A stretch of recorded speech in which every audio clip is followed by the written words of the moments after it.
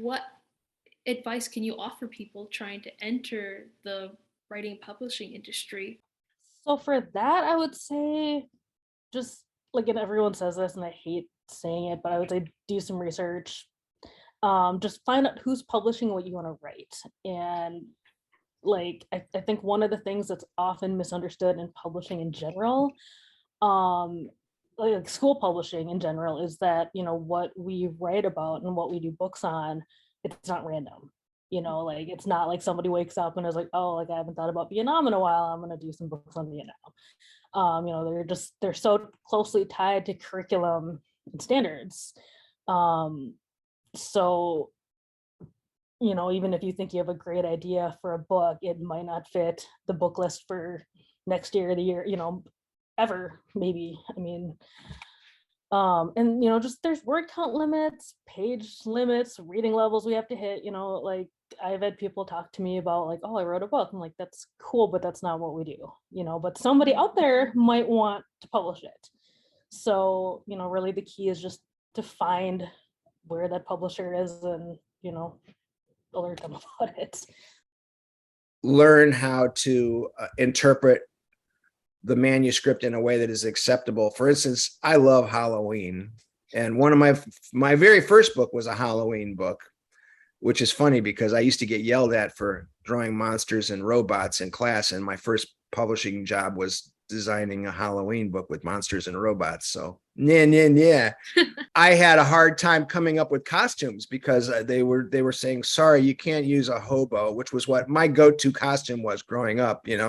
Put a little charcoal on your face and put a bandana on a stick and you got a costume.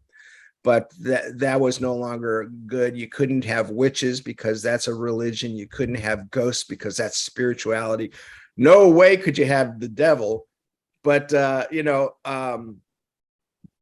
made me say, okay, well, then this kid is coming dressed as a basket of dirty clothes, and this kid is going to come dressed as broccoli. And they actually let me have one kid come dressed as Elvis. So you need to serve your audience and you need to serve the author, probably equal amounts. In the process, I'm trying to serve the author and the story, but also, you kind of wind that in like a swirly cone and serve the people who are reading the book as well, and the publisher and what they desire. So if you ever want to work again, you need to do what they want. That's what your client is. So when I'm working for a client, I'm working for a client, and the children who read the books are the ultimate clients.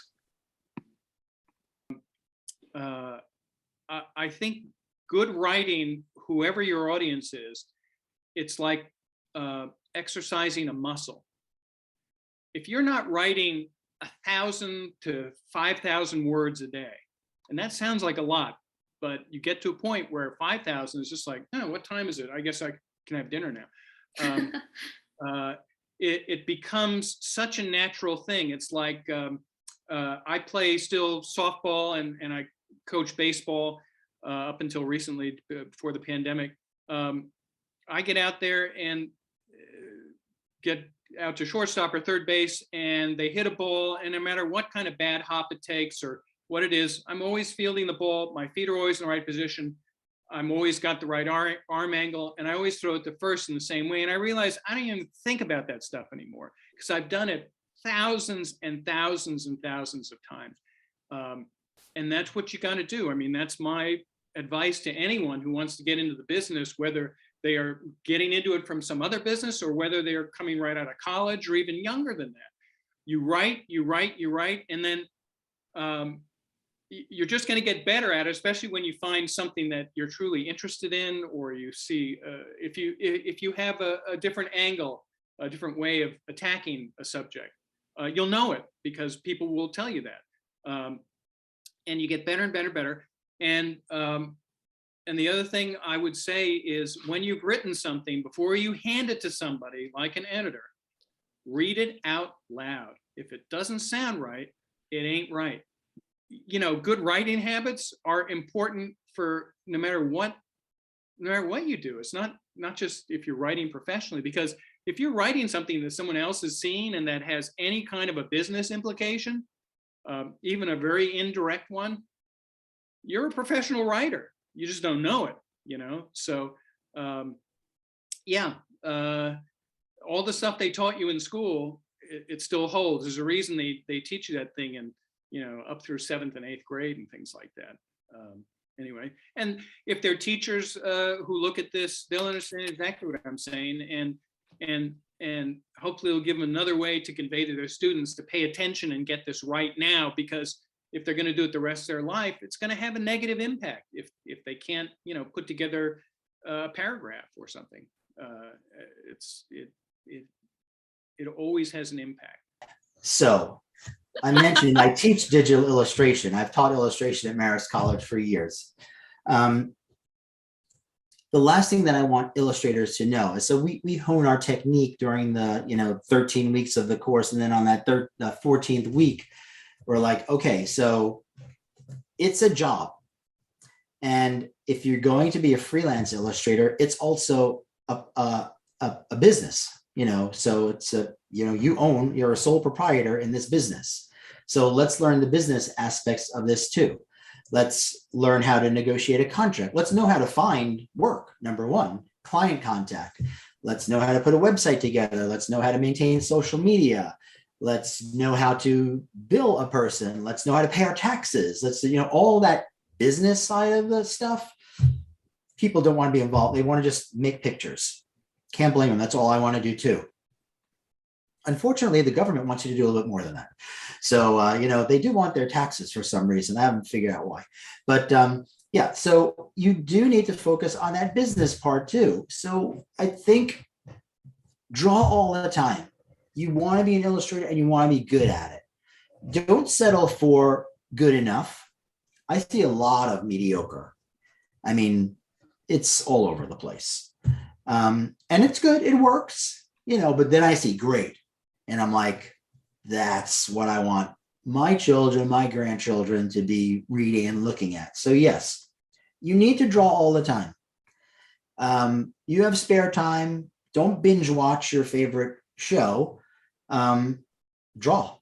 You know, if you want to be an illustrator, but your portfolio, it doesn't have illustrations in it, let's learn how to do some sequential art.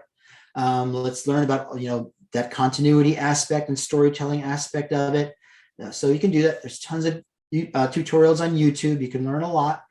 You can contact people like me. I mean, I've helped people in the past, you know, help them put a portfolio together. So I would say, yes, draw all the time, get really good at what you do, know what you do really well, make sure your style looks consistent, then you're not all over the place in terms of that's cartoon, that's hyper real, that kind of stuff. Let art directors know what they're getting when they pay for it. And then in the end, know that this is a business. I need to pay my electric bill. I need to buy food. I need to do all that other stuff. So don't underprice yourself in terms of what you need to do to run your studio. Yeah, I think reading, honestly, is the number one piece of advice that often actually gets surprisingly overlooked. And reading specifically the type of writing you want to do, because it just can infuse into you. This is sort of, you get a sense of the length and the style and the topics and how that all works. And then I think also reading widely outside of what you think you want to do is useful, just as a way to understand what else is out there, and maybe realize you thought you wanted to do one kind of writing, but this other kind's interesting to you too. And then, you know, write, practice. Writing is hard. And I hear it a lot from kids. I'm not good at writing. It's hard. And I tell them that it's still hard. It's always going to be hard. It's still hard for me some days.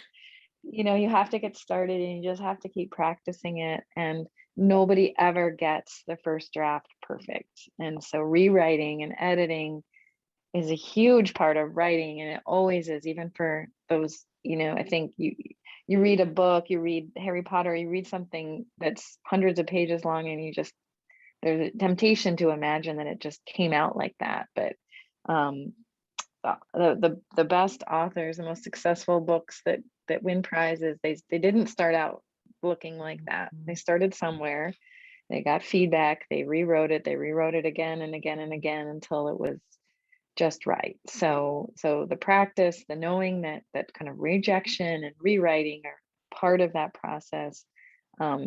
It's hard, but then it's ultimately really rewarding when you've got a piece of writing that you created that you're really happy with. Makes it worth it in the end.